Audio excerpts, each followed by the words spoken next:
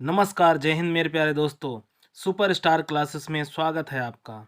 आज हम लोग करंट अफेयर्स के 2023 में घोषित किए गए प्रमुख पुरस्कारों, जिनसे बनने वाले मोस्ट इंपॉर्टेंट प्रश्नों को डिस्कस करेंगे। आइए डिस्कस करते हैं करंट अफेयर्स के धुआंधार प्रश्नों को। आइए समझते हैं ज्ञानपीठ पुरस्कारों को। दोस्तों, सबसे इम्पोर्टेंट मोस्ट इम्पोर्टेंट प्रश्न, 57वां ज्ञानपीठ पुरस्कार 2022 किसे मिला दोस्तों? तो दामोदर मावजे को। और ये किस भाषा से रिलेटेड है दोस्तों? तो कोंकणी भाषा से।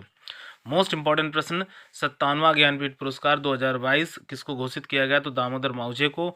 और सेकेंड इंपॉर्टेंट क्वेश्चन यहाँ से एग्जाम में पूछा जा सकता है, 56वां ज्ञानपीठ पुरस्कार 2021 किसे मिला है दोस्तों? तो नीलमणि फूकन को। किसे मिला है दोस्तों 56वां? तो नीलमणि फूकन को। और किस भाषा से रिलेटेड है? तो असमिया भाषा से।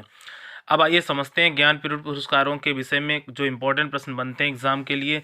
सबसे इंपॉर्टेंट प्रश्न बनता है कि ज्ञानपीठ पुरस्कार की स्थापना कब हुई? तो 1961 में हुई।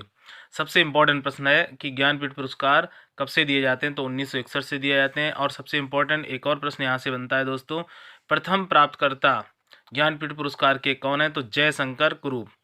अब सबसे इम्पोर्टेंट खास बात क्या है दोस्तों ज्ञानपीठ पुरस्कार से?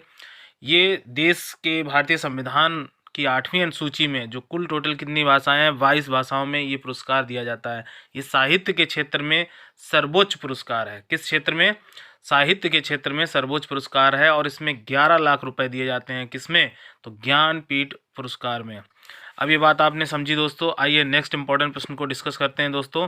सबसे इम्पोर्टेंट प्रश्न आपका सरस्वती सम्मान, यानी भारत में जो सरस्वती सम्मान दिया जाता है के बिरला फाउंडेशन द्वारा दिया जाता है। सबसे इम्पोर्टेंट प्रश्न है, 31वां सरस्वती सम्मान 2021 किसे घोषित किया गया है दोस्तों? तो ये प्रोफेसर रामदरस मिश्रा, यानी किसके द्वारा दिया गया? तो प्रोफेसर रामदरस मिश्रा द्वारा। और किस कविता के लिए दिया गया? किसके लिए दिया गया? मैं तो यहाँ हूँ। ये कविता है किसकी? तो रामदरस मिश्रा की। प्रोफेसर रामदरस मिश्रा की कौन सी कविता? मैं तो यहाँ हूँ। मोस्ट इंपॉर्टेंट प्रश्न है दोस्तों, और ये बड़े अच्छे से आपको समझ के रखना है।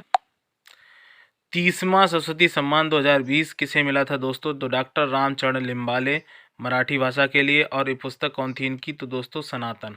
मोस्ट इंपॉर्टेंट प्रश्न था आपका, रामचरण लिम्बाले ने कौन सी पुस्तक लिखी? सनातन के लिए 30वां सरस्वती सम्मान दिया गया।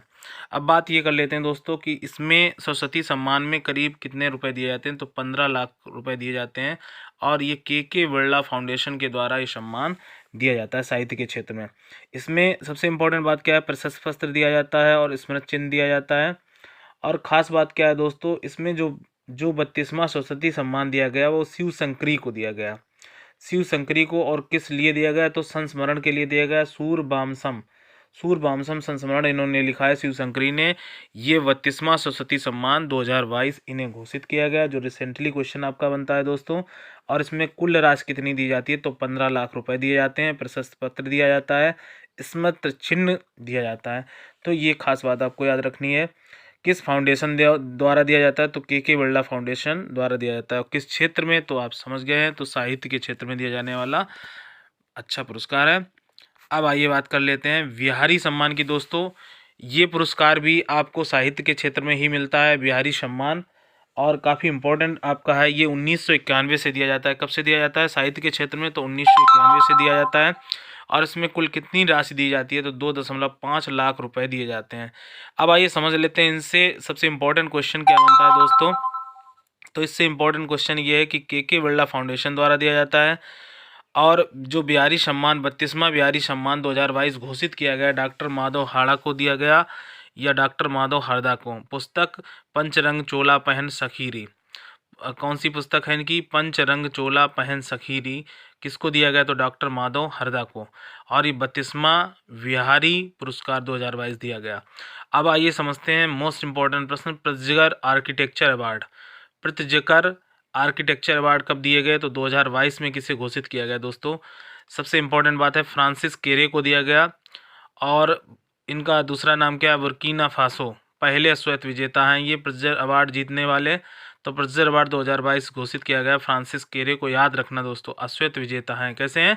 अश्वेत विजेता हैं। मोस्ट इंपॉर्टेंट प्रश्न आपके आने वाली सुपर टेट एग्जाम के लिए या अदर एमटीएस अन्य एग्जामों के लिए। अब आइए समझते हैं अन्य प्रश्नों को दोस्तों। व्यास सम्मान की बात करते हैं दोस्तों, तो साहित्य के क्षेत्र में ये भी पुरस्कार दिया जाता है के बिरला फाउंडेशन के द्वारा। और हाल ही में 31वां व्यास सम्मान पुरस्कार 2021 घोषित गया असगर वजाहत को। किसको व्यास सम्मान किसको मिला है? 31वां व्यास सम्मान मिला है असगर वजाहत। और इन्हें नाटक इनके द्वारा लिखित नाटक किसके लिए? महाबली के लिए। किसके लिए? महाबली के लिए। आइए नेक्स्ट इंपॉर्टेंट प्रश्न बात कर लेते हैं व्यास सम्मान से। 30वां व्यास सम्मान पुरस्कार 2020 किसे मिला था? तो शरद पगारे को मिला था। और उपन्यास कौन से उपन्यास के लिए? तो पाटलिपुत्र की सामग्री के लिए दिया गया था। अब आइए नेक्स्ट इंपॉर्टेंट बात करते हैं दादा साहब फाल्के पुरस्कारों की। अभी हाल ही में घोषणा की गई। तो 1969 ये कब से दिया गया दादा साहब फाल्के पुरस्कार? तो 1969 से। अब आप सभी लोग जानते हैं कि भारत में जो बॉलीवुड है उसकी शुरुआत जो की थी दादा साहब ने की थी, दादा साहब फाल्के ने की थी। और उन्हीं के नाम पर ये पुरस्कार फिल्म जगत में दिया जाता है भारत से 1969 से। प्रथम विजेता जो थी देविका रानी, ये एक मतलब एक्ट्रेस थी कहने का मीन्स।